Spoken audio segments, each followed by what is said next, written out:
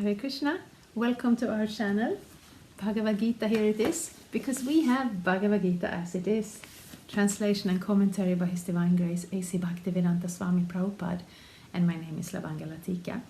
And today we will start to read from the 11th chapter, the Universal Form, text 48. Shri Guru Shri Juta Padakamalang. So, we are continuing here. If you have been with us before, then you know this has been leading up. Krishna has been showing his universal form, which is quite fantastic, which is extraordinary and amazing in every way. And Arjuna has become sufficiently amazed and awed and responded by offering prayers. And here, Krishna is responding by speaking about this universal form. And I will read text 48 now. Na veda yagyadhyanayer na daner na chya kriyabhir na tapo birugre evang rupa shakya ahang nriloke drashtung tvadanye na kuru pravira. O best of the Kuru warriors, no one before you has ever seen this universal form of mine, for neither by studying the Vedas, nor by performing sacrifices, nor by charity, nor by pious activities, nor by severe penances can I be seen in this form in the material world. Yes, Krishna is saying many interesting things. Because sometimes we don't understand religion at all, and sometimes we take it as it's like a methodology. If I do this and I do that, and I don't do this and I don't do that, then I will go to heaven. Bam. And in the Vedas, it's often a little more complex and sophisticated. There isn't just heaven. There are varieties of heavenly planets and, destinations one can reach by performing different activities. And then one might think reaching Krishna is just one more in a, plethora? I don't know my English words. We hear about Hinduism, we hear about so many gods, and then Krishna is also there, and we can go to Krishna, we can go somewhere else. But no, everything in the material world is dependent on our activities. Somehow or another, the karma we perform that earns us a certain level, that we will get. And by understanding how to perform the different yagyas and sacrifices mentioned in the Vedas, we can also aim for other planets that are on a more heavenly level than the one we're in right now. Krishna, not so. Krishna's planet is not a product of this material world. Reaching Krishna is not a product of performing a controlled amount of activities. Krishna is in the spiritual world, and we are welcome there. But we go there on his say-so. We are welcome to move towards him. Actually, we're more than welcome. We're very much encouraged throughout the Vedas. If you know what to look for, Krishna is always there. But it's not mechanical. It's not something we can claim or earn like that. And neither is this universal form. It's something Krishna shows because he chooses to do so. I will read the purport. The divine vision in this connection should be clearly understood. Who can have divine vision? Divine means godly. Unless one attains the status of divinity as a demigod, he cannot have divine vision. And what is a demigod? It is stated in the Vedic scriptures that those who are devotees of Lord Vishnu are demigods. Vishnu Bhakta Smrita Deva. Those who are atheistic, that is, those who do not believe in Vishnu or who recognize only the impersonal part of Krishna as the supreme, cannot have the divine vision. It is not possible to decry Krishna and at the same time have the divine vision. One cannot have the divine vision without becoming divine. In other words, those who have divine vision can also see like Arjuna. This is actually interesting because, I'm from Sweden and I live in a largely atheistic culture. And I think the rest of Europe, America is very much similar in that regard. And sometimes we meet these atheists And of course, you cannot maybe, how to say, describe them in one sentence, because we're all individuals. Everyone's an individual. And the tendency toward atheism is also sometimes a response to meeting religion that hasn't made much sense, and seeing a presentation of religion as something that has actually created some serious problems in this world. But what lies beyond all religion, we see what people do with religion, and that's not always good things. Admittedly, that is a fact. But the reason for religion's existence in this world is something else. It is, the opportunity for us to, how to say, elevate our vision, to spiritualize our lives, to come closer to that spiritual understanding. And with that within grasp, if one still chooses to deny God's existence, then that is okay. We can do that in this world. That's what this world is for. It is a place for everyone who doesn't want to be connected to God. We can be here and hide from Him. That's fine. But to, on the one hand, say that I deny God's existence, I don't want to have anything to do to Him, but at the same time demanding proof of His existence, doesn't really make so much sense. It's interesting. I've been I do that sometimes. I watch things, I post things on YouTube, and sometimes I watch things on YouTube, and then sometimes I kind of regret that. I was watching a bit of an interview between two persons, and one of them, he was claiming to be an atheist. And it was so funny, because he would bring out some disconnected quote from the Bible in a very smug way to kind of say, well, it says this. It says this. And therefore his point was completely justified. Yeah, of course it says many things. And of course I'm not coming out of the biblical tradition, so I'm not even going to start to argue on the level of the Bible. But what I have seen with religious people is someone who's sincere about coming closer to God will be able to come closer to God by practicing their own religion. Then I would still see that the knowledge and understanding coming out of the Bhagavad-gita and the Vaishnava tradition, the Vedic tradition, is more complete. It answers more questions.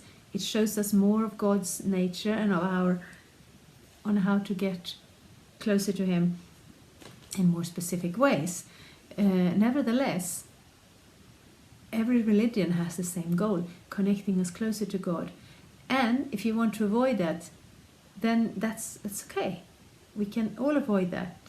We look around, we have a whole world where we don't have to think about God a single time. But then we're also not going to understand Him. It's like, I think I said this before, you come to a country and then you try to understand how is this country run, how is it done, and like we'll say, well, we have a democratic government with a prime minister. And then I said, I don't believe in that prime minister. If there's a prime minister, can you show him to me now? He said, no, I cannot show him to you now. He has his business. Maybe he will come out for some function, or maybe you can read about him in the newspaper. No, I'm not satisfied unless I will get exactly the response that I want at exactly the time that I want. This is a little bit ludicrous. Of course, it's a silly example. But it's a little bit similar also, because God, He presents Himself throughout the scriptures. He presents Himself throughout the religions. And as soon as a person has a little bit of sincerity, has a little bit of, crying out from the heart, looking for Him, He will connect us to Him. But if we come on and say, well, there is no God, just see this thing and that thing, it proves there is no God, prove me wrong. Well, God doesn't have to prove anything.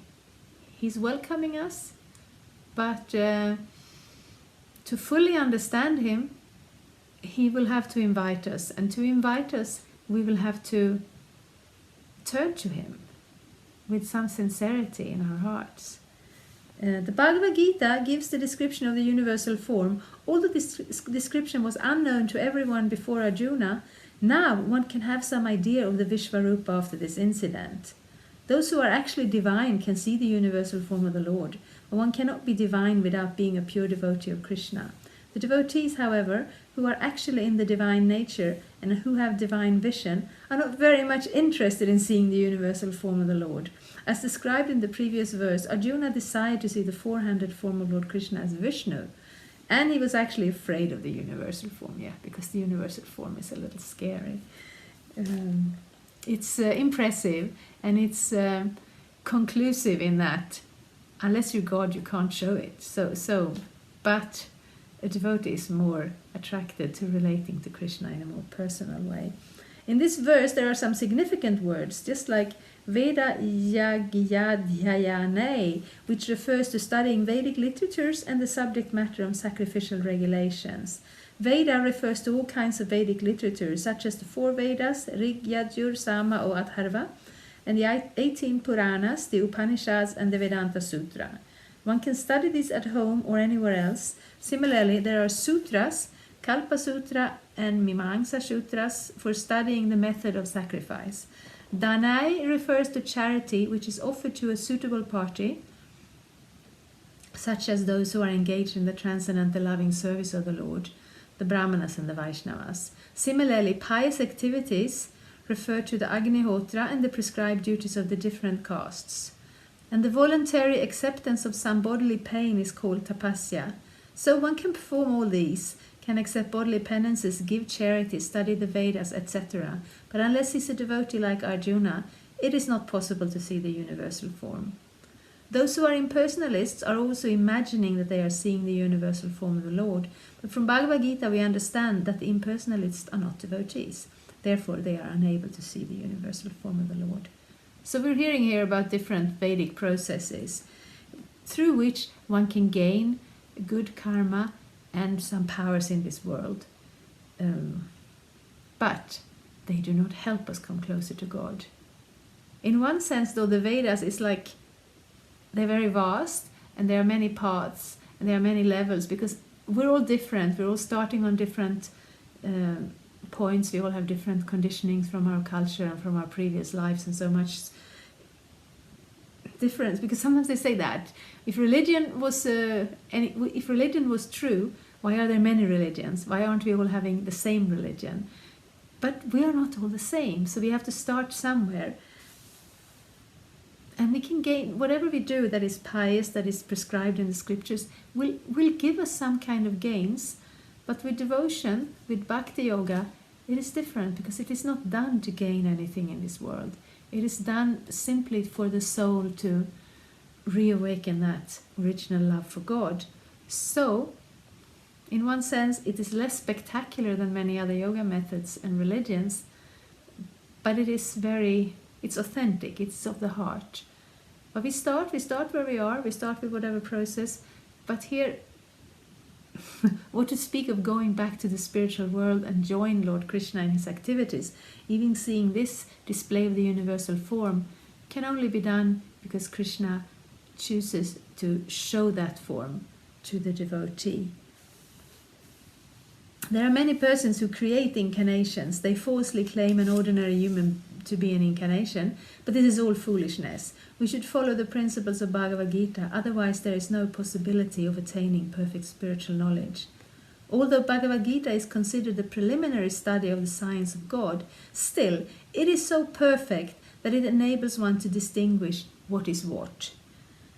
The followers of a pseudo-incarnation may say that they have also seen the transcendental incarnation of God, the universal form, but that is unacceptable, because it is clearly stated here that unless one becomes a devotee of Krishna, one cannot see the universal form of God. So one first of all has to become a pure devotee of Krishna, then he can claim that he can show the universal form of what he has seen.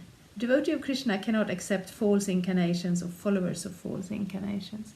So this was apparently quite prominent in India, that someone turns up and they have some small mystic powers, which one can gain by performing certain yogas, of bringing out some ashes or sweets to the audience and amazing everyone with their effulgence or some mystical show like that. But for Krishna, why would he display some sweets or some ashes? That doesn't really prove anything, because it's actually described that through yoga one can do things like that. But devotion is something else. Devotion is of the heart. And in this material world, we have spent so many lives hiding our heart, forgetting who we are, and aiming for lesser things, material things, stemming from our own material identification. So the universal form is not a goal in and of itself, but it is one aspect of Krishna's godhood, and it is also helpful for us to see what is what. Yes, Krishna is God, he can do things like that. Of course, a devotee, you have to be a devotee to see the universal form, but a devotee is also not so attracted. He wants to see that Krishna to whom he can relate, to whom he can love and serve. So we continue with the Bhagavad-gita. Thank you so much. Hare Krishna. Thank you for watching. We aim for updates every Tuesday and Friday. Please come back. If you have any questions or comments, please leave them down there. We also have some links and information for you. And there is, of course, the subscribe button. Thank you. Hare Krishna. I'm a Hare Krishna, and I approve this message. Subscribe. Hare Krishna, Krishna Krishna, Hare Hare, Hare Rama.